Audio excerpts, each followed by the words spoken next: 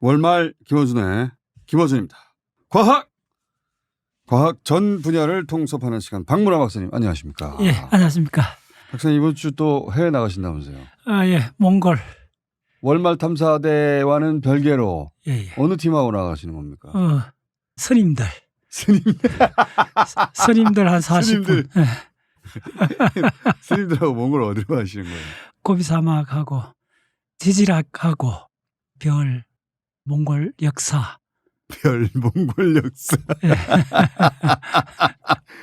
몽골 역사는 그렇다고 치고 별이요? 스님들은 원래 주로 산중에 있잖아요. 일반인들은 사실은 우리나라에서 별 보기 어렵죠. 도시에서 보기 어렵죠 이제. 근데 스님들은 별을 종종 보는데. 아니 근데 왜 별을 몽골에 가서 스님들이 별 보러 몽골 가는 거예요?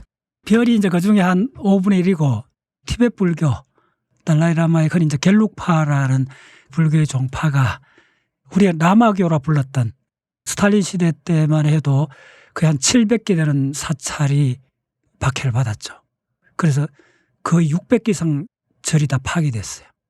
아니 근데 그걸 왜 박사님하고 지금 박사님하고 스님들이 반 정도가 저한테 줌으로 한 3년 동안 자연과학 매주 강의를 들었거든요. 절반 정도는. 예, 절반 정도는 거의 3년 동안 계속했던 자연과학. 나머지 절반은 어떻게 합니까 이제? 얼떨결에 뭘 만나는 거죠. 나머지 절반은 박사님이 무슨 강의를 하는지 모르는 사람들이잖아요. 뭐 좀 그렇죠. 박사님 어떤 강의를 하는지 전혀 모르면서 따라가는 스님이 절반 있는 거네요? 뭐 좀 돼요 많이. 쌤통이다. 우리나라 한글 있지 않습니까? 원나라 쿠빌라이 칸의 국사로 쳤던 파스파. 그 파스파 문자에서 한글이 일부 힌트를 얻었다는 것은 상당히 신빙성 있고. 파스파 문자도 일부 참고로 하였다? 예, 예를 들어서 우리가 파스파 문자를 이해하려면 쿠빌라이 칸의 국사가 됐던 사람이 몽골의 사카파의 큰 스승이거든요. 또 지금 달라이라마는 겔룩파거든요. 아, 그 파가 있어요? 예, 파가 있어요. 넙하게 말씀드리면 몽골은 700년 끝 무렵부터는 종교국가거든요. 그러니까 밀교의 4개의 파가 원나라 같으면 사카파, 원나라가 끝나고는 까키파, 그 다음에는 겔룩파. 이 3개의 종파가 우리나라 같으면 신라 고구려 백자 이렇게 생각하시면 돼요. 그 정도로 이 4개의 종파를 이해를 못하면 티베트 역사를 접근하기 어렵고 우리나라에는 신라 때까지는 밀교가 들어왔어요. 그 밀교가 신라까지 들어왔는데 고려 때부터 우리가 성리학을 받아들이면서부터는 단절이 됐어요. 그런데 일본에서는 지금까지도 받아들이고 있죠. 밀교를 지배청에서 도마로 삼았던 게 바로 원나라하고 청나라거든요. 그 얘기 그만하시고요. 그래, 그래, 빠져나갑시다. 또 들어가면 안 되니까. 그 시절 이야기를 하기 위해서 고비 사막을 가시는 거고 동시에 별을 또 이야기하실 거고. 그렇죠. 그 스님들 중에 절반은 이미 교수님의 자연과학 강연에 익숙하나 나머지 절반은 전혀 모른 채 온다. 네, 그렇죠. 그 스님들 탈출할지도 몰라요. 얼떨결에 뭘 배우는 게 오래 갑니다. 박사님 이거 오늘 그럼 별 얘기 하실 겁니까? 별 얘기죠. 별 얘기 쉽게 배워질 수 있는 얘기가 아니거든요. 옛날 이야기 듣듯이 듣고 있으면 배워지는 게 아니거든요. 야 신난다. 쌤통이다 쌤통. 자 스님들 고생하시고 덕분에 우리도 별 얘기를 해야 되겠네. 무슨 얘기를 합니까 오늘? 별의 일생. 우리 태양을 보면 되죠. 야 이거 초창기에 우주의 기원부터 시작했잖아요 우리가. 그래서 제가 아무리 들어도 지구 얘기가 안 나왔어. 박사님 지구 언제 나와요 했을 때 그때 잠깐 별 나왔었는데 그때로 돌아가서 얘기하는 거 아니에요 지금 다시? 예. 나 불안하다 오늘. 불안해. 아니요. 여름은 수박 냄새, 매미 소리. 우리 어릴 때 마당에서 별 봤던 여름이 끝 무렵에 별이 좋아요. 그냥 별을 쳐다보는 건 좋은데 박사님은 그런 얘기 할 게 아니잖아요 오늘. 가급적 좀 편안하게. 중성자 이런 얘기 할 거 아니에요. 자 별의 일생 별의 분류만 아시면 예. 친근해지고 친근해지고. 예, 친근해지려 하면 과연 친근해질까? 1등성 이름 한 5개 정도면 예를 들면 증여성 알죠? 직녀성. 증여성은 베가, 배가 견우성은 알타이르, 알타이어, 그다음 백두사리에 있는 1등성은 데네브. 드네브.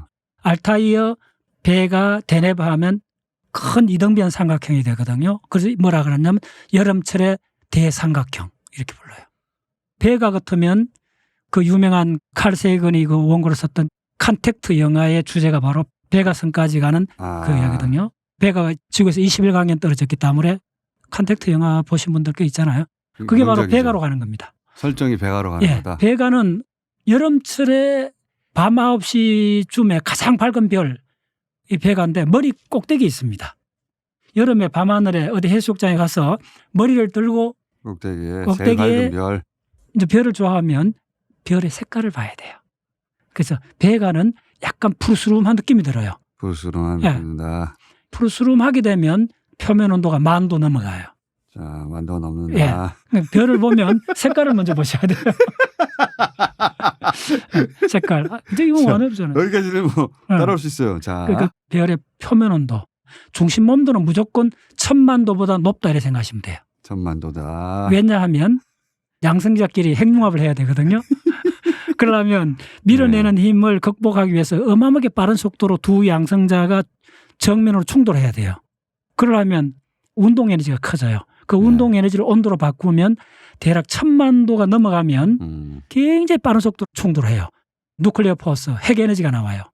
얼마나 가까이 두 양성자가 근접을 해야 되느냐 하면 원자 핵 사이즈 정도로 접근을 해야 돼요. 당연히 반발력도 어마어마하게 커지죠. 네. 그걸 극복하고 접근하려면 운동 에너지가 커야 되고, 운동 에너지가 크다는 말은 온도가 높다는 거예요. 우리가 쓰는 온도의 데피니션이 기체 분자의 운동 에너지의 평균값을 온도라 그러거든요. 오케이. 그 온도가 10,000,000도가 넘어야 돼요. 10,000,000도가 넘는다. 예. 그래서 별의 중심은 10,000,000도 이상. 자, 여름 밤 하늘에 머리 꼭대기 위를 보면 가장 밝게 빛나는 게 직녀성 베가인데 걔는 중심 온도가 10,000,000도가 넘는다고 봐야 된다. 모든 별은. 모든 별은. 예. 가장 낮은 온도가 10,000,000도고. 별은 다 10,000,000도가 넘는다. 예. 예. 높아지면 어떻게 되느냐 하면 3억도까지 올라가야 돼요. 3억도요? 예. 매우 또, 따뜻하네. 예. 네. 1억도 오다 이상으로 넘어가야 카본끼리 핵융합을 합니다. 그래서 수소 4개가 결합을 해서 핵융합을 하고 있는 별이 우리 밤하늘에 있는 별의 80%입니다. 중학교 때 그걸 주기율성으로 배워요. 태양의 주기율성이잖아요. 그렇죠. 오이, 좋아요. 이거 기억났다. 예, 예, 예. 별이 만약에 밤하늘에 1,000개가 보인다 하면 800개가 주기율성 별입니다. 그럼 주기율성 별이라는 것은 뭐냐면 핵융합인데 핵융합도 어떤 원소가 핵융합하느냐에 따라서 다 달라요. 그 핵의 종류가 달라. 굿. 가장 가벼운 수소부터 먼저 핵융합을 하는 거예요. 그럼 수소가 핵융합하면 헬륨이 됩니다. 이런 거 나올 줄 알았어요.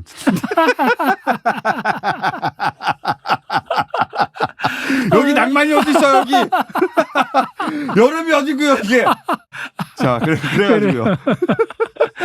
자, 헬륨은 입자 개수가 4개거든요. 카본은 입자 개수가 몇 개냐 하면 12개입니다. 그럼 12개니까 양성자 6개, 중성자 6개입니다. 그래서 카본은 원자 번호가 6번입니다. 박사님, 제가 지금 좀비 상태에서 듣고 있어요. 사실은 나이 40대 이후부터 맹렬하게 훈련해야 되는 건 숫자 훈련을 해야 돼요. 박사님, 알겠어요. 예. 네. 지금도 맹렬히 하는 거예요, 지금 제가. 예, 맞습니다. 자, 수소가 핵융합을 해서 헬륨이 되는 과정. 그 과정에 빛이 나는 걸 주기율성이라고 한다. 예. 그래서 왜 밤하늘의 별의 80%가 주기율성이냐 하면 수소 원자핵 하나하고 또 하나의 수소 원자핵이 입자끼리 충돌할 확률이 100억 분의 1이에요. 100억 분의 1이다. 예. 그 단계가 워낙 확률이 낮기 때문에 태양의 수명이 100억 년이라는 게 오마이 사이언스. 뭐가요? 자, 여러분들이 조금 힘내시고. 조금 힘내시고. 그러니까 지구 수명이 45억 년이고 태양은 45억 년을 지났잖아요. 그러면 초등학생들도 누구나 별은 왜 저렇게 오래 살지 물으면 누가 물어요 그걸 초등학생들이. 안 물어요. 그래요. 별을 그게 뭐냐면 1800년도까지 별의 수명이 몇 년인가를 학자들이 계산을 했어요. 그때 계산한 별의 수명이 2천만 년입니다. 되게 짧게 계산했네. 되게 짧게 계산했죠. 그거는 어떻게 계산했나 하면 태양만한 철덩어리가 있으면 그게 식을 때까지 얼마나 시간이 걸린가를 연력학으로 계산했어요. 철이라고 생각하고. 철이라서 대략 그게 한 2천만 년 정도 걸린다는 걸 알았는데 지구에서도 2천만 년보다 넘는 현상들이 막 발견되면서부터 1900년도 들어오면서 양자역학이 나오면서 핵융합 과정을 통해서 별이 에너지를 내는구나 라는 걸 알게 된 거죠. 우리가 밤하늘에 보는 별의 80%는 수소의 핵융합. 그럼 핵융합은 불이 타고 마지막에 남는 재에 해당되는 물질이 있다. 네. 시작하는 물질이 수소면 재에 해당되는 물질이 헬륨이 됩니다. 그러면 헬륨은 다시 불이 타는데 이때는 헬륨 원자핵이 3개가 결합을 해요. 네. 그럼 헬륨 원자핵이 입자가 4개로 돼 있는데 3, 4, 10이잖아요. 그게 뭐냐면 카본입니다. 수소가 핵융합을 해서 헬륨이라고 하는 물질을 만들고 헬륨끼리 또 해서 타서 카본을 만들어요. 카본을 만들고 우리 태양은 카본까지 만들어지는데 카본을 못 태웁니다. 오마이 사이언스. 카본을 핵융합하려면 입자가 12개라 그랬잖아요. 무겁잖아요. 네. 그러니까 2개를 가까이 붙이려 하면 온도가 3억 도 이상이 돼야 돼요. 더 올라가야 돼요. 올라가야 돼요. 수소 알갱이는 가볍기 때문에 12분의 1밖에 안 되기 때문에 1000만 도 하면 핵융합을 하는데 네. 카본은 3억 도 이상이 돼야 돼요. 그럼 왜 우리 태양은 온도가 3억 도 이상 못 올라가느냐. 이 문제는 태양의 질량하고 관계 있어요. 사이즈가 작아요. 사이즈가 작아서 그래요. 태양은 작은 축에 속합니까? 우주 전체로 크게 작은 건 아닌데 무거운 별들이 많아요. 그러니까 우주 전체로 따지면 이 주계열성 계열 중에 태양보다 훨씬 무거운 놈들이 있어요? 있죠. 무거운 별은 태양의 100배까지 있어요. 100배. 큰 놈들이 있구나. 예. 그러니까 질량의 한계가 있어요. 그거 굉장히 중요한데. 이거 커지는 것도 또 한계가 있어요? 있어요. 부피는 태양의 10만 배 되는 별이 있어요. 10만 배나? 예. 그게 바로 레드 자이언트입니다. 레드 자이언트? 베텔기우스 들어봤죠? 오리온 자리에. 그다음에 안타레스 들어봤나요? 안타레스라는 별이 있어요? 예. 안타레스는 잘 정했네. 그래요. 자. 안타레스는 정갈 자리의 일등성인데 안티 마르스입니다. 마르스가 화성이잖아요. 그렇죠. 화성이 붉은 별이잖아요. 그래서 안티 마르스란 말이 뭐냐면 화성보다 내가 더 세다. 붉은 별이라 그랬잖아요. 붉은 별은 온도가 낮습니다. 대신에 부피가 커요? 부피가 크죠. 그런데 왜 밝게 보이느냐 하면